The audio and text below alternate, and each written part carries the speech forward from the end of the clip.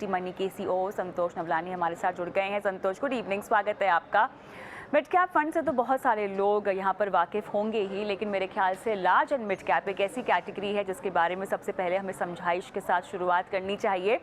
और बाद में हम समझेंगे कि मिड कैप कैटेगरी और large and mid cap category को साथ में अपने पोर्टफोलियो में कैसे शामिल किया जाए। लेकिन सबसे पहले लार्ज और मिड कैप फंड की कैटेगरी के बारे में हमको बताएं।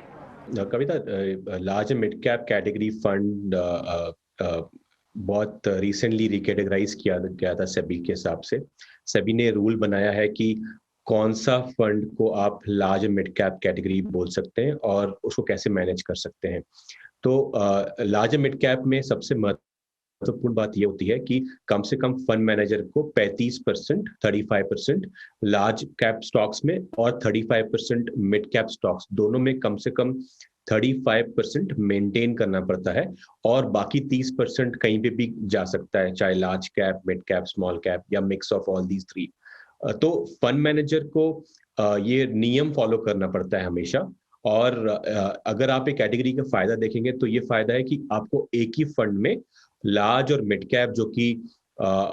एक स्टेबिलिटी और एक ग्रोथ दोनों कंबाइन कर सकते हैं, वो एक फंड के अंदर मिलता है आपको। तो काफी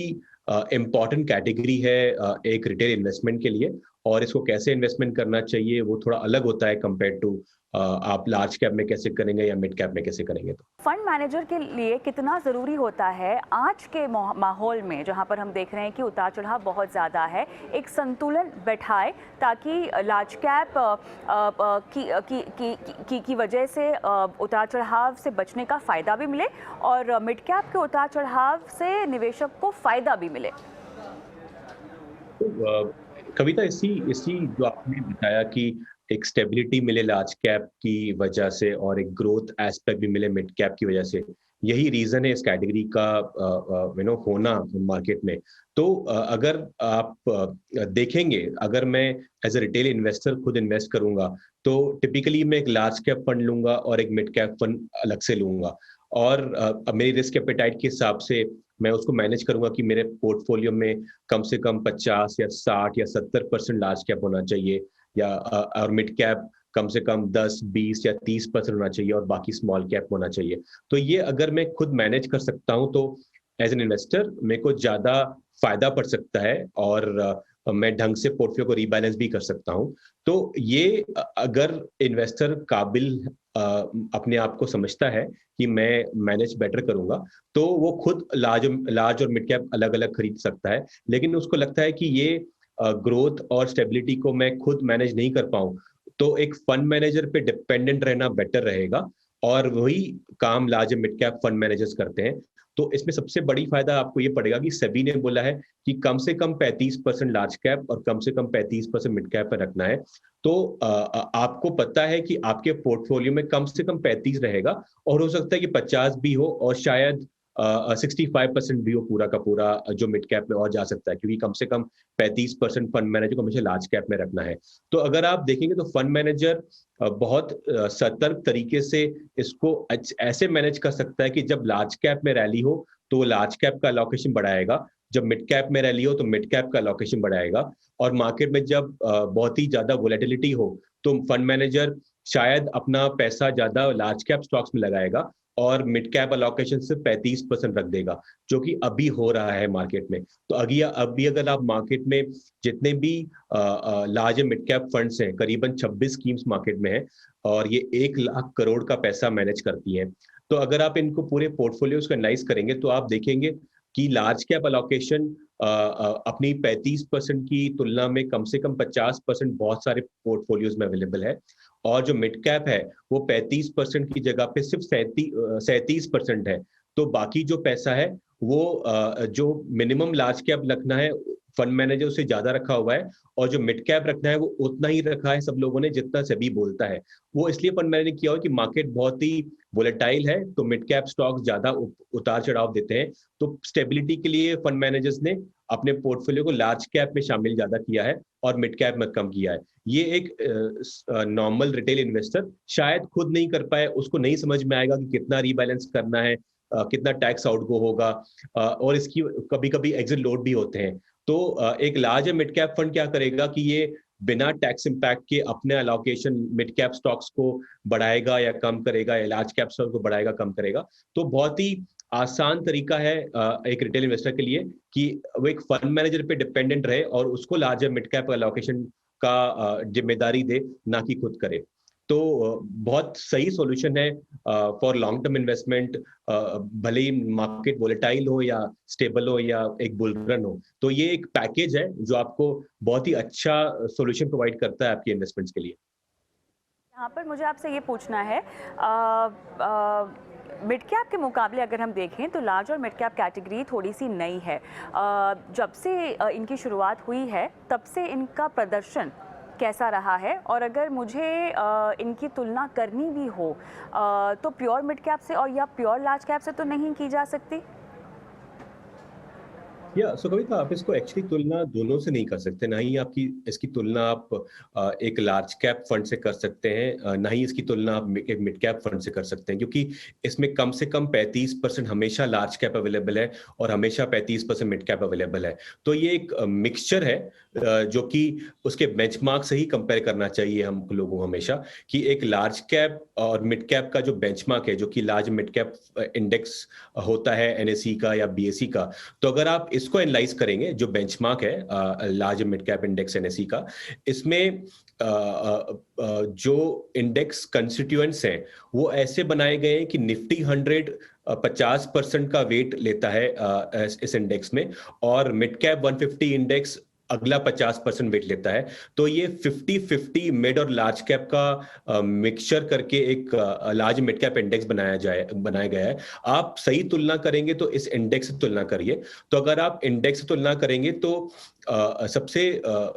इम्पॉर्टेंट एस्पेक्ट और थोड़ा डिफिकल्ट टू अंडरस्टैंड एक एस्पेक्ट आया है कि बहुत ही कम large and mid cap actively manage funds हैं जो इस इंडेक्स को बीट कर पाए हैं। ऑलमोस्ट हमेशा कैटेगरी एवरेज का रिटर्न जो है large and mid cap category का, वो large and mid cap index से हमेशा कम रहा है। चाहे आप 3 साल, 5 साल, 7 साल, 10 साल का पीरियड लेंगे तो भी। तो एक बहुत ही इंटरेस्टिंग इंडेक्स फंड लॉन्च हुआ आज से 3-3.5 महीने पहले, जो कि इंडिया में एक लौता large and mid cap index fund है। एडलवाइज म्यूचुअल कंपनी ने इसको लॉन्च किया है। Edelweiss large mid cap index fund इसका नाम है। तो अगर आप इसका रीसेंट परफॉर्मेंस भी देखेंगे, जो कि हम देख सकते हैं क्योंकि इंडेक्स फंड है, इसमें कोई एक्टिव मैनेजमेंट इन्वॉल्व नहीं है, तो अगर आप देखेंगे तो पिछले 1 महीना या 2 महीना या 3 महीने का परफॉर्मेंस देखेंगे तो ये टॉप 10 फंड्स में आता है अक्रॉस जो 26 फंड्स हैं हमेशा। तो आप देखेंगे तो इसका अगेन फायदा ये पड़ता है कि बिकॉज आप हमेशा 50% मिड कैप में इन्वेस्टेड रहते हैं, तो आपके उसकी रैली का फायदा पड़ता है। और बिकॉज आप हमेशा 50% लार्ज कैप में रहते हैं, तो जब मार्केट थोड़ा वोलेटाइल हो जाता है तो लार्ज कैप आपको एक स्टेबिलिटी प्रोवाइड करता है पोर्टफोलियो में। तो इसकी तुलना आप large and mid cap index से करिए, ना कि लार्ज और मिड कैप से करने का मतलब नहीं बनता है। तो आप मुझे ये समझाएं कि रणनीति के तहत अगर किसी निवेशक को मिड कैप और लार्ज और मिड कैप दोनों अपने पोर्टफोलियो में शामिल करना हो तो किस तरह से एक पोर्टफोलियो स्ट्रक्चर तैयार होगा? क्या दोनों तरह के फंड की कैटेगरी को पोर्टफोलियो में डालना ठीक है, या दोनों में से किसी एक को ही आप जगह दे सकते हैं? सो कविता, एज ईटी मनी हम लोग हमेशा पोर्टफोलियो को सिंप्लीफाइड रखने के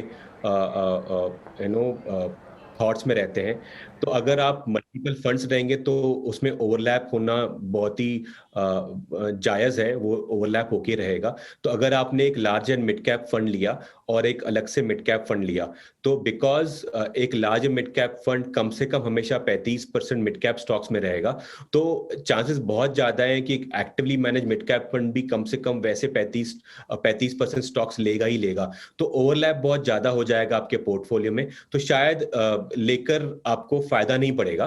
एक लार्ज एंड मिड कैप और मिड कैप साथ में लेके। शायद एक आप ऐसे कर सकते हैं कि आपका जो कोर पोर्टफोलियो हो और आप एक लॉन्ग टर्म एग्रेसिव इन्वेस्टर हैं, तो आप large and mid cap fund खरीदें, और अगर आप उसमें ज़्यादा अलोकेट कर बैठे हैं तो स्टेबिलिटी के लिए एक लार्ज कैप फंड में थोड़ा अलोकेशन करें, तो आपका पोर्टफोलियो ऐसा बन जाएगा कि आपको शायद अगर पोर्टफोलियो में कम से कम 60 से 70% लार्ज कैप होना चाहिए, बाकी मिड कैप होना चाहिए, तो आप लार्ज एंड मिड कैप में इन्वेस्ट करके एक मिड कैप एक्सपोजर वहां से लीजिए और थोड़ा सा लार्ज कैप अलग से खरीद लीजिए, जिससे आपका पोर्टफोलियो में नेट नेट बेसिस पे 60 से 70% लार्ज कैप हमेशा रहे। तो ये बेटर उपाय होगा। भले ही इसमें ओवरलैप आएगा आपके लार्ज कैप होल्डिंग्स और लार्ज मिड कैप होल्डिंग्स पे, लेकिन ये आपको स्टेबिलिटी देगा, ना कि आप एक अलग से मिड कैप फंड खरीद लें जिसमें आपको पोर्टफोलियो में शायद ओवरलैप भी आएगा और ज्यादा वोलेटिलिटी भी आएगी। तो लार्ज एंड मिड कैप को कंबाइन करें लार्ज कैप के साथ, नहीं मिड कैप के साथ, ऐसा एज ईडी मनी हम रिकमेंड करेंगे। अब मुझे ये बताएं कि थोड़ी सी अगर मैं परफॉर्मेंस को कंपेयर करना चाहूँ और थोड़ा सा रिस्क भी देखना चाहूँ, तो मेरे ख्याल से प्योर मिड कैप अगर आप लेते हैं तो थोड़ा सा ज़्यादा रिस्की हो जाएगा। लेकिन परफॉर्मेंस के लिहाज से पिछले कुछ समय में आपको लगता है कि large and mid cap category ने प्योर मिड कैप फंड्स को बीट किया है? मैं जानती हूँ तुलना हमें नहीं करनी चाहिए वैसे तो, लेकिन फिर भी क्योंकि कुछ हद तक एक्सपोजर है मिड कैप का large and mid cap funds में, तो परफॉर्मेंस वाइज कौन सा कितना बेटर रहा है? अगर आप परफॉर्मेंस वाइज देखेंगे तो मिड कैप अगर लास्ट 2 साल में देखेंगे तो शायद बेटर परफॉर्मेंस दिखाएगा आपको लार्ज मिड कैप कैटेगरी के कंपैरिजन में, सिंपली बिकॉज लार्ज कैप्स 2021 में उतने नहीं रिटर्न्स दिए जितने मिड कैप ने दिए। तो अगर आप रीसेंट परफॉर्मेंस देखेंगे तो आपको मिड कैप फंड्स ज्यादा बेटर लगेंगे, लेकिन अगर आप पिछले 3 साल और 5 साल को कंपेयर करेंगे, एक लॉन्ग टर्म परफॉर्मेंस देखने की कोशिश करेंगे, तो शायद एक लार्ज मिड कैप बहुत पीछे नहीं होगा एक मिड कैप फंड से, और इसमें एक आपको एडेड एडवांटेज मिलेगा, आपके पोर्टफोलियो में उतार चढ़ाव थोड़े कम होंगे। एज ईटी मनी हम हमेशा बिलीव करते हैं कविता कि आप पैसा बनाते हैं as an investor by staying invested long term के लिए, और लॉन्ग टर्म इन्वेस्टमेंट हर आदमी करना चाहता है, लेकिन मार्केट के उतार चढ़ाव से हम घबरा के पैसे को उतना इन्वेस्ट नहीं करते जितना करना चाहिए, या फिर जल्दी निकाल देते हैं जब नहीं निकालना होता है। तो आप ऐसी इन्वेस्टमेंट स्ट्रेटेजी अप्लाई करें जहां पे आप एक मौका अपने आप को दें कि आप ज्यादा टाइम तक इन्वेस्टेड रहें। तो फिर अगर आप ऐसे इन्वेस्टर हैं जो कि मिड कैप एक्सपोजर लेना चाहते हैं और एक बड़ा एक्सपोजर लेने चाहते हैं आपके पोर्टफोलियो में कम से कम 30-40% का, तो एक लार्ज मिड कैप फंड आपको बेटर एक्सपोजर देगा मिड कैप में कंपेयर टू सिर्फ मिड कैप। हाँ, अगर आप बहुत ही डिसाइडेड हैं कि आपको एक 10-15 साल तक इंडिया की मिड कैप स्टोरी में इन्वेस्ट करना है, तो फिर आप एक एक्टिवली मैनेज मिड कैप या एक मिड कैप इंडेक्स फंड में इन्वेस्ट कर सकते हैं। लेकिन आप अगर एक संतुलित पोर्टफोलियो बनाना चाहते हैं तो एक large mid cap category fund आपके लिए बेटर सुटेड होगा, चाहे इंडेक्स लें चाहे एक्टिवली मैनेज लें, वो बेटर सुटेड होगा compare to just a mid cap fund. Mutual fund investments are subject to market risks. Read all scheme related documents carefully.